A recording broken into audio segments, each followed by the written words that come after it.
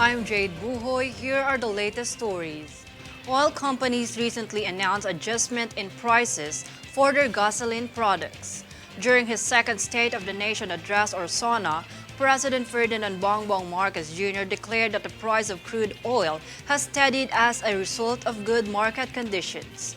Prices for gasoline and diesel have decreased by 18 to 29%, respectively, since last year. Owing to favorable market conditions, the price of crude oil has stabilized.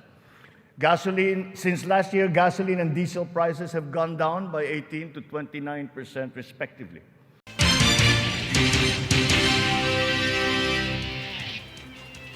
Amid a notable surge in the deployment of OFW, President Marcos Jr. highlighted in his second SONA the Philippines' active collaboration with international partners for the welfare of OFWs. Daniza Lopez has the full report.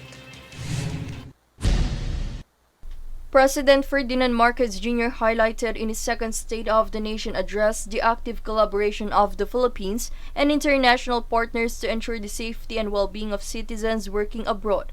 According to President Marcos Jr., there has been a surge in the deployment of overseas Filipino workers or OFWs. In 2022, the number has increased by 62%. OFWs continue to send in historically high remittances, solidifying their role in our transformative economic growth. In 2022, our OFWs contributed $32.5 billion, or roughly 1.8 trillion pesos, to our economy. In strengthening labor cooperation, several countries have expressed interest in collaborating with the Philippines in various sectors. Moreover, President Marcos Jr. addressed the deployment issue in the Kingdom of Saudi Arabia, where 70,000 OFWs have already been deployed for employment opportunities. The President expressed commitment in assisting OFWs affected by the pandemic in Saudi Arabia. The Crown Prince of the Kingdom of Saudi Arabia himself personally committed to me that the unpaid claims of Filipino workers would now be paid.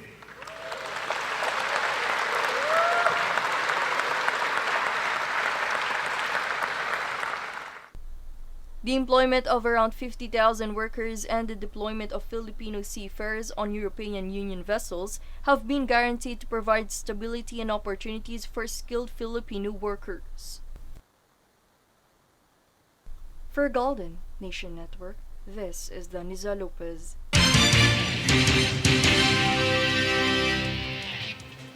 In an effort to enhance public services, make conducting business easier and combat graft and corruption, the Marcos administration seeks to fully embrace digitalization and online payment methods.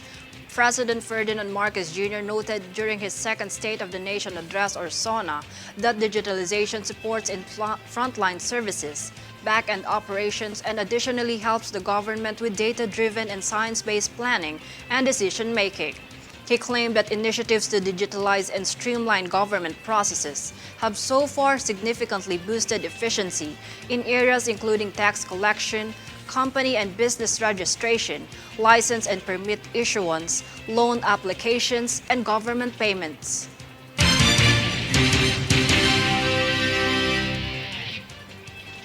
We are your voice for change. We will keep on bringing updates and the latest stories. I'm Jade Buhoy. Watch these stories on Newsforce. Here are today's headlines.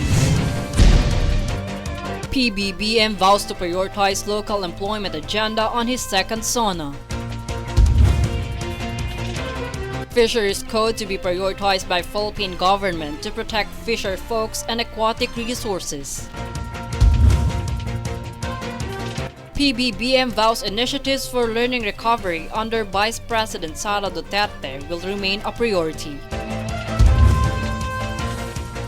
Philippines continues to coordinate with international partners for OFW welfare. Marcos administration eyes to fully embrace digitalization. Philippines bags gold at men's long jump Grand Prix. Fair and balanced news, comprehensive reports that will take you to the heart of the action. This is Newsforce.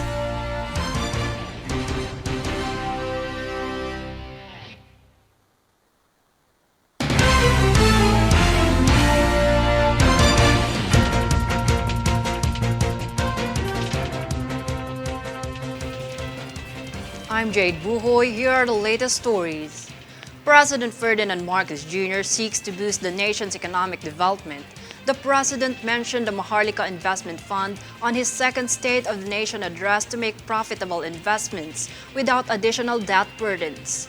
The gains and profits generated from the investment will be reinvested back into the country, creating a cycle of sustainable development and prosperity. The president added that transparency and accountability will serve as guiding principles to guarantee that these decisions are based on financial considerations. To ensure sound financial management, a group of internationally recognized economic managers shall oversee the operations of the fund, guided by the principles of transparency and accountability.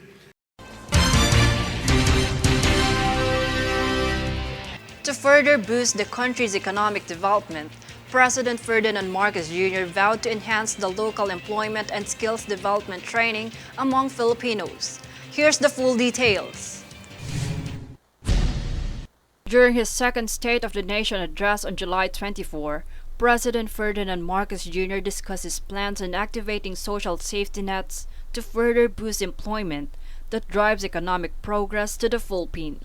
As of May this year, our employment rate rose to 95.7%, clear proof of the improvement from the severe unemployment that we experienced during the height of the pandemic.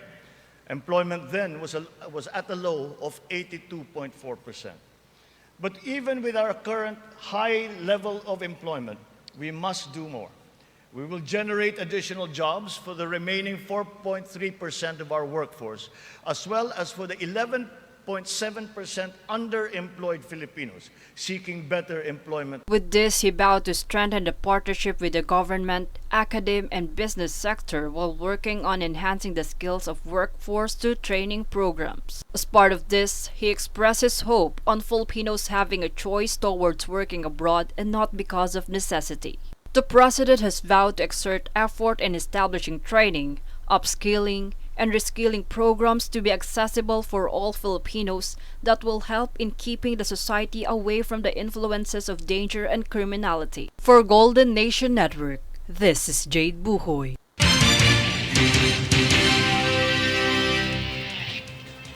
President Ferdinand Marcos Jr. reaffirmed that the learning recovery of Filipino learners from delays brought about by the COVID-19 pandemic will continue to be a priority under his government, and he is confident that every Filipino children would receive a quality education under the direction of Vice President and Secretary of Education Sara Duterte. According to him, the matatag agenda for basic education would keep an eye on circular relevance, prompt and effective delivery, and the welfare of both students and instructors. Marcos Jr. said that the administration is augmenting school workforce, noting that 90% of the newly created teaching positions have been filled, while additional administrative personnel have been hired to unburden the teachers of any extra load. Additionally, Marcos stated that DepEd will continue to assure uninterrupted learning with the addition of new social safety nets such as school-based nutrition programs by implementing alternative delivery methods and integrated learning techniques. Taking to heart the lessons of the pandemic, alternative delivery modes and blended learning methodologies have been adopted to ensure unhampered learning. Additional social safety nets, such as school-based feeding programs, are also being implemented. We are your voice for change. We will keep on bringing updates and the latest stories. I'm Jade Buhoy. Watch these stories on Newsforce. Here are today's headlines. PBBM vows to prioritize local employment agenda on his second SONA. Fisheries Code to be prioritized by Philippine government to protect fisher folks and aquatic resources. PBBM vows initiatives for learning recovery under Vice President Sara Duterte will remain a priority. Philippines continues to coordinate with international partners for OFW welfare. Marcos administration eyes to fully embrace digitalization. Philippines bags gold at men's long jump Grand Prix. Fair and balanced news. Comprehensive reports that will take you to the heart of the action. This is Newsforce.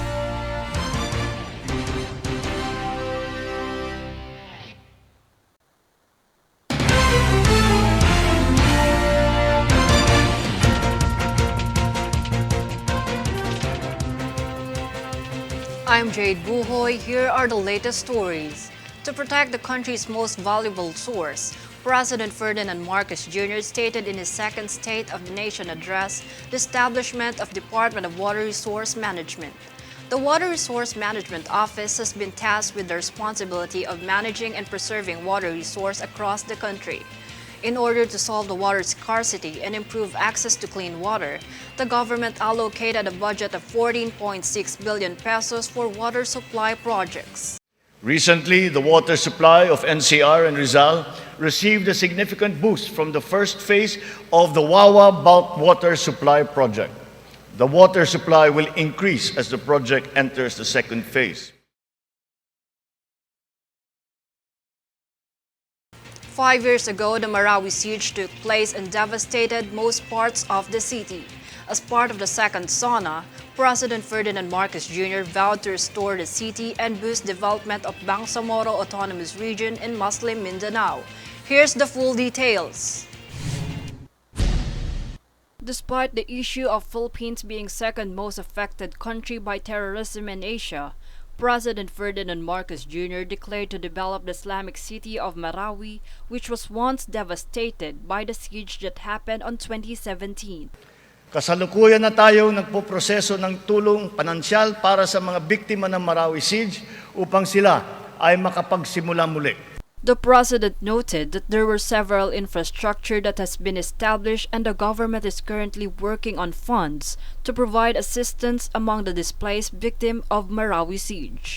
Further, Marcos Jr. lauded the development of Bangsamoro Autonomous Region and Muslim Mindanao or BARMM through cooperation of local government, Moro independence movement, and Muslim royal families that were consulted to support the progress of their community.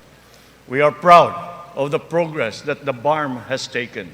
It will be self-governing.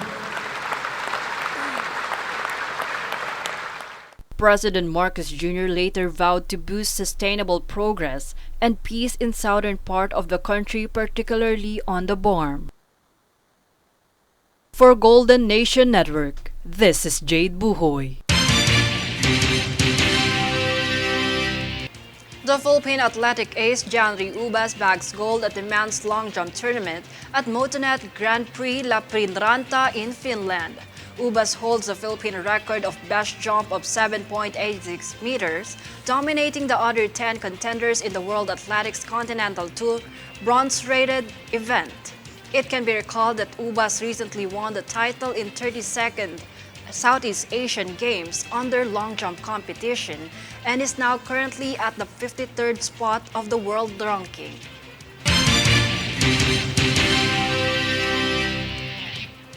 We are your voice for change. We will keep on bringing updates and the latest stories.